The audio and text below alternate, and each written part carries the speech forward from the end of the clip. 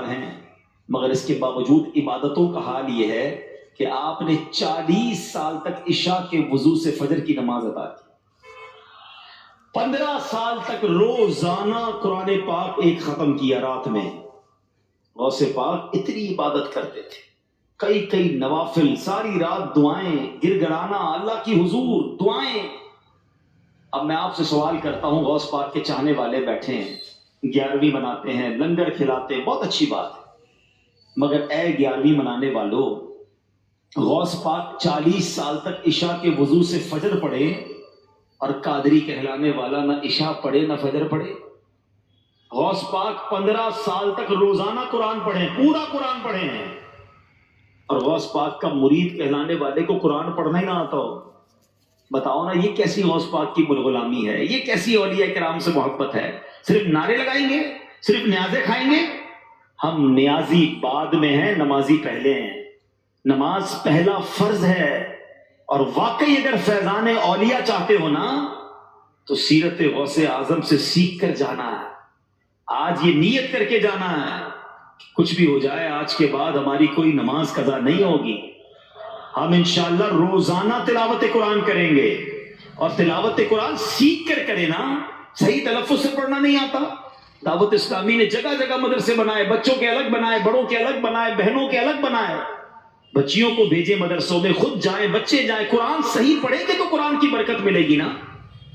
اور پھر کمال کی بات دیکھو غوث پاک کی رضی اللہ تعالیٰ عنہ، کہ اتنی عبادتیں، اتنا بڑا مرتبہ، لوگوں کے کام آپ سے سیدھے ہوتے تھے، آپ دعا کرتے تھے ان کا مسئلہ حل ہو جاتا تھا، لیکن اس کے باوجود خوف خدا کا عالم کیا تھا کہ ایک بار مکہ پاک میں لوگ طواف کر رہے تھے، دیکھا کہ ایک شخص غلاف کعبہ کو پکڑ کر زاروں کتار رو رہا ہے، دعا کر رہا ہے، یا اللہ اگر میرے نامہ اعمال میں گناہ زیادہ ہیں اور تو مجھ سے ناراض ہے تو قیامت کے دن مجھے اندھا اٹھانا، اے اللہ مجھے قیامت کے دن نابینا اٹھانا۔ لوگ حیران ہو گئے، یہ کیسا بندہ ہے جو قیامت کے دن اندھا اٹھنے کی بات کر رہا ہے؟ کہا اے شیخ یہ کیسی دعا کر رہے ہو؟ کہا دراصل بات یہ ہے کہ اگر میرا رب مجھ سے ناراض ہوا نا، میرے گناہ زیادہ ہوئے تو میں لوگوں کے سامنے شرمندہ ہو جاؤں گا، اللہ کے نیک لوگ بھی تو ہوں گے نا قیامت کے دن، اس لیے میں نابینا اٹھنے کی دعا کر رہا ہوں۔ کہا اے شیخ اپنا نام تو بتائیے۔ کہتے میرا نام عبد القادر جیلانی ہے۔ یہ دعا کرنے والے کوئی اور نہیں، ہمارے غوث اعظم تھے۔ اتنا خوف، اتنی اللہ کی بارگاہ میں آہوزاری، اتنا بڑا مرتبہ اور اتنا خوف خدا، اور ہم ہیں کہ گناہ ہی گناہ ہے، مگر پھر بھی شرمندگی نہیں، پھر بھی آنکھوں میں آنسو نہیں ہے، پھر بھی شرم نہیں آتی کہ ہمارا بنے گا کیا۔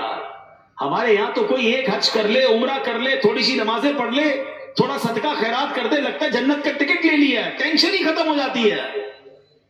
اور اللہ والے رات رات بھر رویا کرتے تھے۔ غوث پاک رضی اللہ عنہ کو فکر ایمان کیسا تھا؟ ہمیں ایمان کی سلامتی کی فکر ہے، ہمیں باہر موٹر سائیکل کھڑی ہے اس کی فکر ضرور ہوگی، جیب میں اچھا والا موبائل ہوگا تو بار بار جیب میں ہاتھ لگاتے ہوگے کہ یار ہے نا خیر سے تو نکل تو نہیں گیا، مہنگا ہے یار پیسے لگائیں۔ جتنی قیمتی چیز تمہیں اتنی فکر ہے۔ سچ بتاؤ مسلمان کے پاس سب سے قیمتی چیز کیا ہے؟ اس کا ایمان ہے نا، ایمان نہیں تو کچھ بھی نہیں ہے۔ لیکن کس کو فکر ہے؟ کب کتنی دعائیں کرتے ہو ایمان کے لیے؟ کبھی کسی عالم دین کے پاس جا کر پوچھا کہ حضرت وہ کون سے اعمال ہیں جس سے ایمان چلا جائے گا، بتائیے تو صحیح۔ کسی کو ٹینشن ہی نہیں ہے۔ حالانکہ اگر انبیاء کرام، صحابہ کرام، اولیاء کرام کی سیرت پڑھیں، وہ لرزتے تھے، کانپتے تھے، ایمان پر خاتمے کے لیے دعائیں کرتے تھے۔ اللہ کے حبیب صلی اللہ تعالی علیہ وسلم کی بڑی مشہور دعا ہے، نبی پاک دعا فرماتے یا مقلب القلوب ثبت قلبی علی دینک، اے دلوں کو پھیرنے والے میرے دل کو اپنے دین پر ثابت قدمی عطا فرما۔ سچ بتاؤ اللہ کے حبیب یہ دعا کر رہے ہیں جن کے صدقے ہمیں ایمان ملا ہے۔ یہ میری اور آپ کی تعلیم کے لیے ہے کہ دعا کیا کرو اللہ سے، اپنے ایمان کی فکر کیا کرو۔ اچھا کچھ لوگ تو شاید یہ سمجھتے ہیں یار مسلمان ہے تو اب ایمان کدھر جائے گا، ہمارے پاس ہی رہے گا۔ یہ بھول ہے ہماری۔ آپ کو پتا ہے دنیا کا سب سے زیادہ تیزی سے پھیلنے والا مذہب کون سا ہے؟